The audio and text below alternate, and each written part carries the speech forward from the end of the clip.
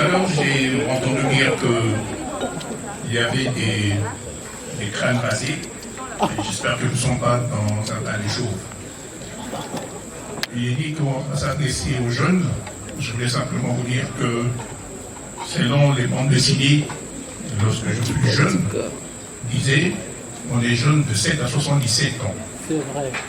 Donc moi, je n'ai pas 77 ans, je me considère encore comme jeune. Et à certains égards, je peux vous faire concurrence. Ah. Voilà.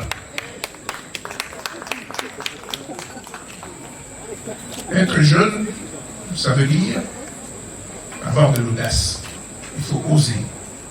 Pour oser, il faut d'abord connaître.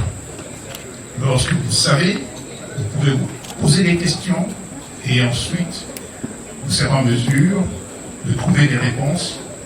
Et lorsqu'on vous posera des questions, vous répondrez facilement. Quel est mon parcours? Bon, après avoir entendu Célestin, le patron des CDC Equity ou Equity des CDC, Jean-Robert, peut-être Henri qui a parlé, et bientôt ce sera Cyril qui va s'exprimer. Et après avoir entendu Yvette, je peux vous dire en quelques mots, nous sommes dans un monde qui est en plein bouleversement. Les jeunes ne doivent pas toujours attendre qu'on leur offre du boulot.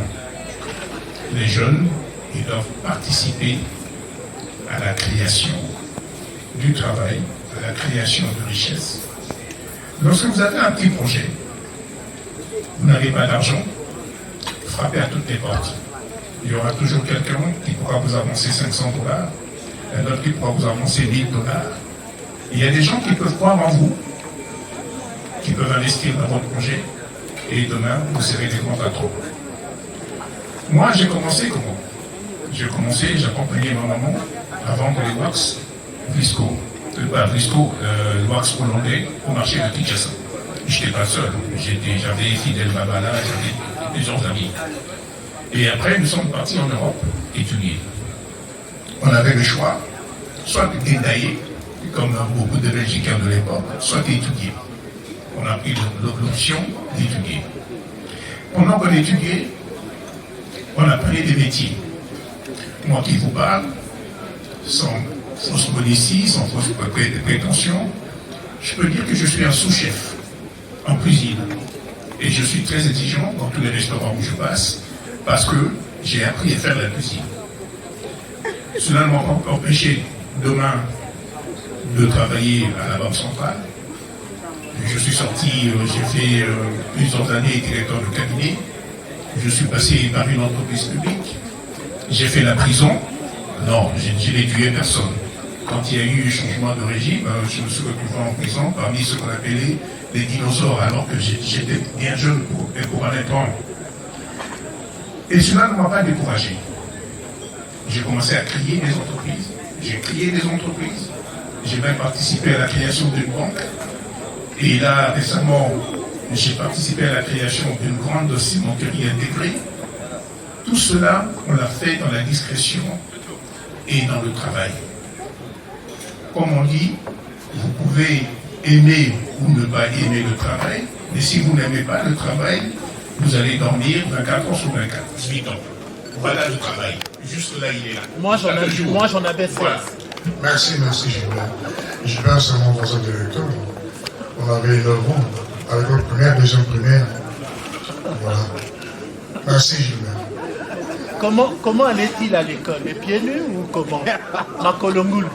Non, il y a... Là, je crois que maman est là où elle est. Elle est vraiment contente de Gilbert parce que c'était notre maman. On habitait dans la même rue avec Gilbert, dans la rue Caton. On a grandi. Maman était très très dure avec Gilbert. Moi j'ai un souvenir, comme Gilbert a toujours été têtu, je pense jusqu'aujourd'hui. Ah ouais, je sais. Et quand il n'obéissait pas à la maison, je ne sais pas s'il se souvient, maman lui a cousu une robe en sac. On l'a puni. Oui, on l'a habillé pendant 3 jours à l'école. Pas de culotte, pas de chemise. Merci.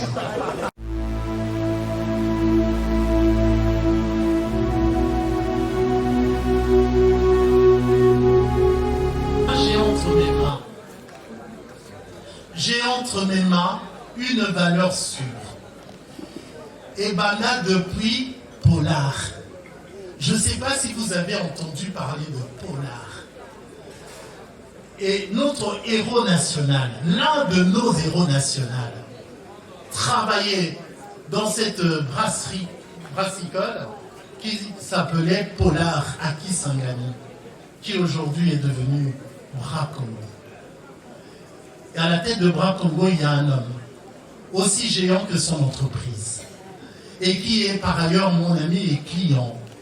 Bon, notre amitié, attends, entre nous, ça va et ça vient. Ça va et ça vient. Je fais ce que je peux pour ne pas, le décevoir. Et c'est lui qui va prendre la parole. Un monsieur extraordinaire.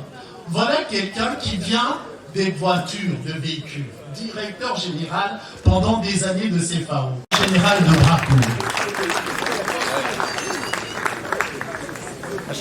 Bonjour tout le monde. En grade d'égalité pour oublier personne. Pour ceux qui me connaissent, je ne fais ni de politique ni de long discours, je n'aime pas ça. Ah, merci. Donc, je suis très pragmatique. Vous savez, l'industrie, on travaille, on ne parle pas. Donc, c'est un peu comme ça. Donc, les cravates, ça, on ne met pas. La preuve, excusez-moi, c'est pas du non-respect. Merci pour moi. C'est simplement que, bon, voilà, on est sur le terrain et un agriculteur en cravate, je ne l'ai jamais vu. Donc, voilà.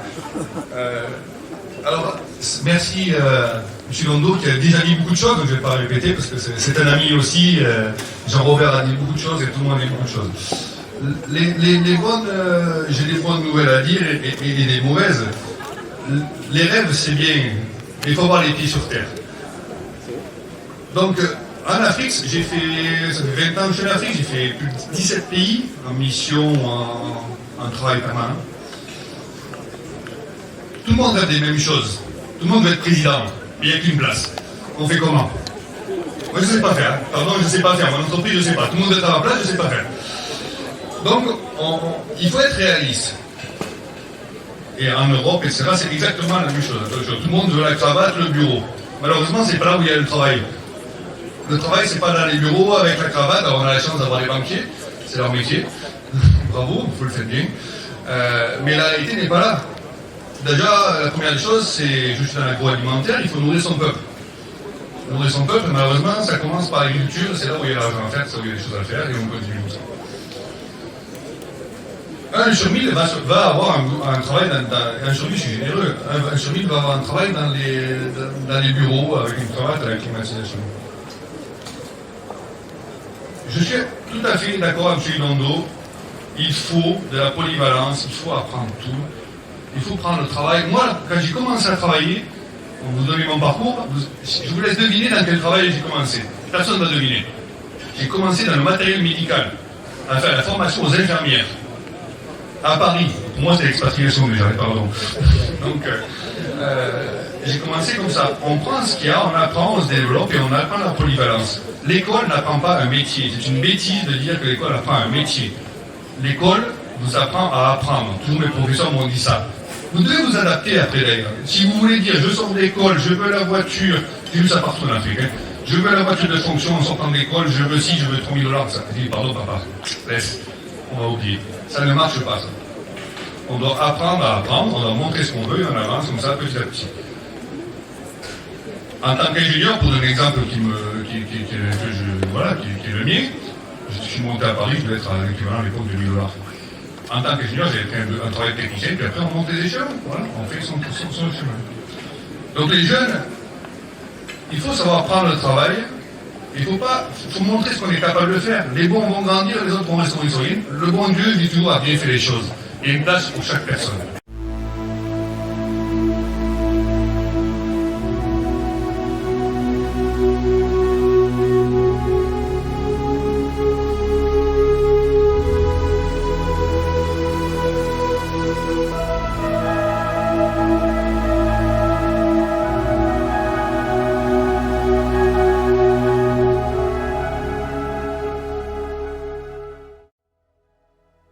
Je vous remercie déjà pour votre présence, si nombreux à cette manifestation. Et comme vous l'avez si bien dit, les invités, à savoir les grands décideurs privés, en particulier les organismes internationaux ainsi que les corps diplomatiques, comme vous-même vous l'avez vu, ont répondu en majorité présents. D'autres sont en déplacement, ne se trouvent pas au pays. Mais en tout cas, une chose est sûre, tout le monde est d'accord pour dire deux choses. La première, c'est que la thématique choisie correspond vraiment à la situation d'aujourd'hui, correspond aux attentes d'aujourd'hui, correspond à ce que les entreprises et les jeunes pourront faire, les jeunes en particulier, puisqu'on a parlé également de l'autonomisation des femmes, pourront faire ensemble. Et SCS a joué toujours son rôle d'intermédiation, de faire rencontrer ceux qui ont le pouvoir de décider, de faire, d'agir avec ceux qui sont demandeurs. En particulier dans ce que nous avons fait aujourd'hui, les jeunes demandeurs d'emploi et les femmes qui veulent faire connaître leurs activités, qui veulent faire connaître leurs aspirations, qui demandent à ce qu'elles soient considérées, à ce qu'elles soient respectées, à ce qu'elles soient prises à l'issue de cette rencontre. Et comme bénéfice, ils ont pu entrer en contact avec des personnes qui, sans cette rencontre d'aujourd'hui, ils auraient eu du mal à les rencontrer. Et c'est ça qui est le plus important. Et ça me donne satisfaction, bien sûr. Et c'est un clin d'œil, je voulais dire. C'est un clin d'œil aussi à ceux qui sont dans les responsabilités publiques. Parce que comme je répondais un jour à notre ami Fabien, nous les privés, nous pouvons faire les choses.